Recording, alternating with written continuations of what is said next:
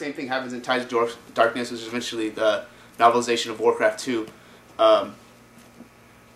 So when I read this book, it gets to the point where, because this is basically orcs, it's the Tides of Darkness is kind of a metaphor for the oceans of orcs that's taking over the world. So Tides of Darkness is all these orcs taking over. They eventually start to take over like the northern parts of Azeroth, which is the whole Lordaeron area and the hinterlands.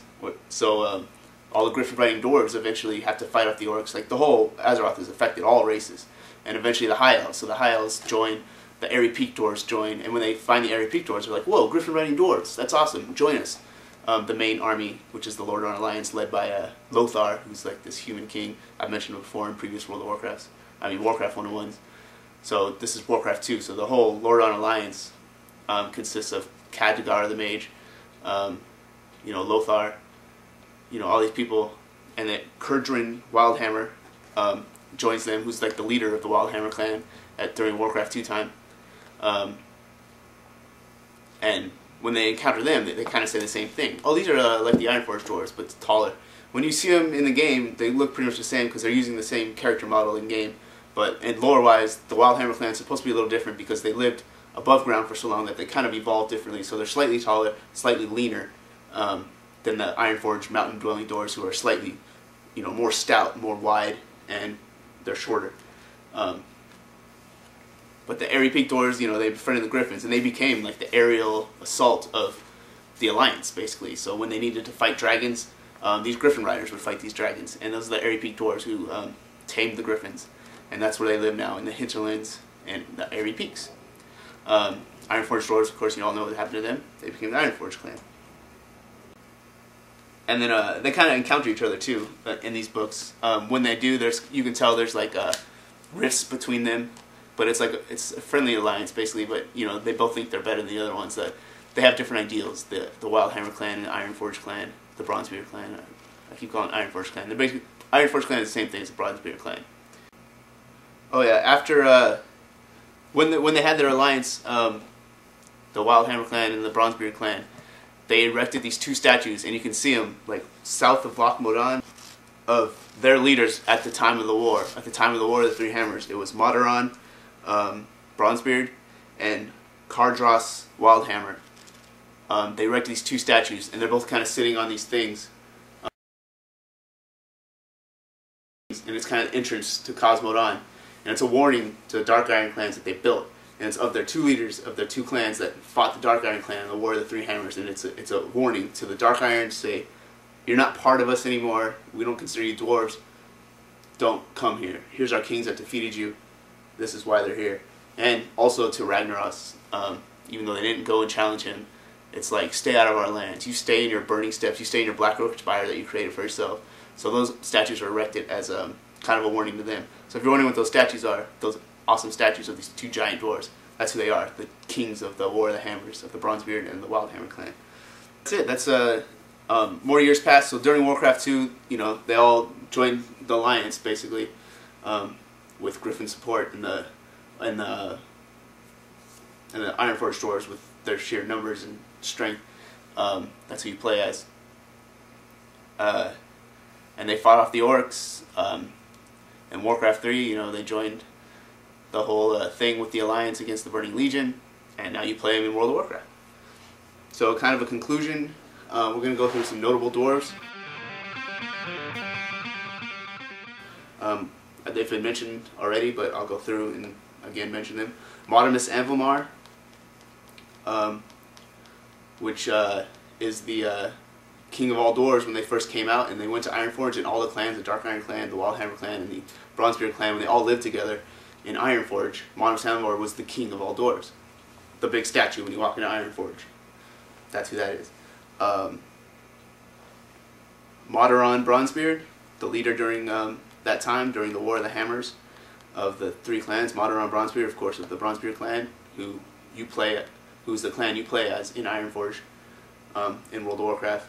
Kardros Wildhammer, the head of the Wildhammer clan during that time, during the War of the Three Hammers, who, of course, now is the clan in Airy Peak who tamed the Griffins and the Griffin riding dwarves. and Sorcerer Thane Thurson, who was the leader of the Dark Iron clans, who summoned Ragnaros, and that's why we have Molten Core in the Burning Steppes. He was the guy who waged war on the other two clans during the War of the Three Hammers. Other notable dwarves, not mentioned so much so far, but we'll go through them now, is the Brothers Bronzebeard, I call them. It's the Bronzebeard brothers. It's the Ironforge guys. One of them was mentioned extensively in my Arthas 101, and I'll tell you why in a sec. But Magni Bronzebeard is the oldest. He's the king of Ironforge. He's the king of the Ironforge dwarves right now, and you all know who he is. When I played, he sat in the throne room. I don't know if he's in Northrend now, because everybody's in Northrend now, but he's still, if you want to, he might still be in the throne room, whatever. You guys can figure it out yourselves. I don't play the game anymore. I haven't played since before the expansions. You guys know that.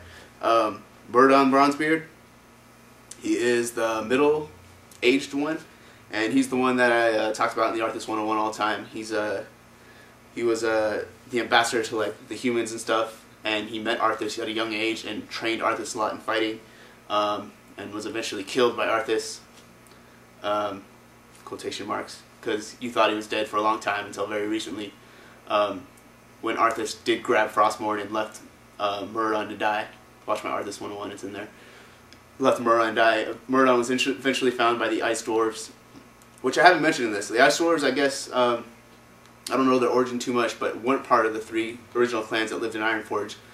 They probably just came out of their city at some point and didn't migrate to Ironforge like the rest of the Dwarves, and just started a civilization in Northrend, and that's why they're blue skinned, because they got way more cold resistance. But they lived in Northrend the whole time and kind of was away from all this War of the Three Hammers and all that. But the Ice Dwarves, they found Myrddin, and he became their king for a while, and he had amnesia, but you find out it's him. This is all stuff I read because, again, I haven't played, but Myrddin actually comes back and he's still alive. So he's the middle child. The king is the oldest child, King Magni Bronzebeard. Myrddin Bronzebeard is the one that was killed by Arthas, but not really. The Ice Dwarves found him, but now he's waging war against Arthas up in Northrend. And Bran Bronzebeard is the youngest. For a long time he wasn't in World of Warcraft, but you heard about him all the time. He's one that wrote most of the books in the Explorers Guild. Like, the Explorers Guild is this, like, the dwarves are like huge miners, huge, you know, engineer type people. They dig all the time. They're constantly looking for their history, and the Explorers Guild is kind of erected or started because of that. And Bran Bronzebeard is like the head of all that. So he's the guy that, like, when you read books in Ironforge in their library, like, a lot of them are written by Bran Bronzebeard. You never saw him for the longest time, but now you see him in game. He's up in Northrend, and he's the king's brother as well. So Myrddin, Magni, and Bran Bronzebeard, they're all brothers, and those are you know, notable dwarves. Kurdrain Wildhammer, he is the most notable dwarf from the Wildhammer clan. He was their leader during Warcraft 2, and he joined Lothar and Khadgar, and Kurdrain Wildhammer joined Lothar and Khadgar and Illyria Windrunner to fight off the orcs in Warcraft 2. And in Beyond the Dark Portal, which was the expansion pack for Warcraft 2, he was part of the expedition into Outland, of the Alliance expedition into Outland. So all those statues that are in front of Stormwind, those represent the people who went into Outland, went through the Dark Portal and closed it on the other side so that orcs wouldn't come through and that the Burning Legion couldn't continue their wrath on the world of Azeroth. So they were like heroes in a sense. A lot of them got lost. Like, we still don't know where Tyrillian and Illyria are, I don't think. But since the expansion pack, the Burning Crusade, the first Warcraft expansion pack, you can actually see Kurdrain Wildhammer. But he joined them, you know, back on Azeroth, and joined all the way through when Lothar died, and the Sons of Lothar, who that's what they call themselves after Lothar died, pushed into the Black Portal and closed it on the other side. He's now in Outland, and you can see him in the Wildhammer stronghold, obviously, because he was part of the Wildhammer clan, so he built a stronghold in Outland there, in Draenor, and you can see him in the Shadowmoon Valley. So that's Kurdrain Wildhammer. That's basically it. So those are the notable dwarves. Other stuff that is in relation to current World of Warcraft that has to do with dwarves is, I mean, it's huge. I don't have to say too much. They're one of the playable races. You can be them. They live in Ironforge. They help shape the Alliance. They're a huge part of the Alliance. And have been for a very long time, since Warcraft 2, I guess, is when they joined. They lived underground for a long time, didn't come out much, but when a call to arms happened, they were always there. and they were forced to be reckoned with, these dwarves, and they're awesome, and who doesn't like the dwarves? Their racial stats, like one of them is stone form. Well, that kind of explains why. Now you know why. Because they were eventually stone. They had stone skin. But because of the Curse of Flesh, after years of evolution during their hibernation, they lost their stone skin, but apparently can still call on the powers of the earth and turn to stone for a while. And that's why one of your racial traits in World of Warcraft when you play is stone form, which is kind of cool. Warcraft 101, Origin of the Dwarves, History of the Dwarves. That's a wrap. Hope you guys enjoyed it. Everyone loves the dwarves. They're funny guys, tough guys. Comment, rate, subscribe. Another Warcraft 101 in the bag. Thanks a lot, everybody, and I'll see you next time.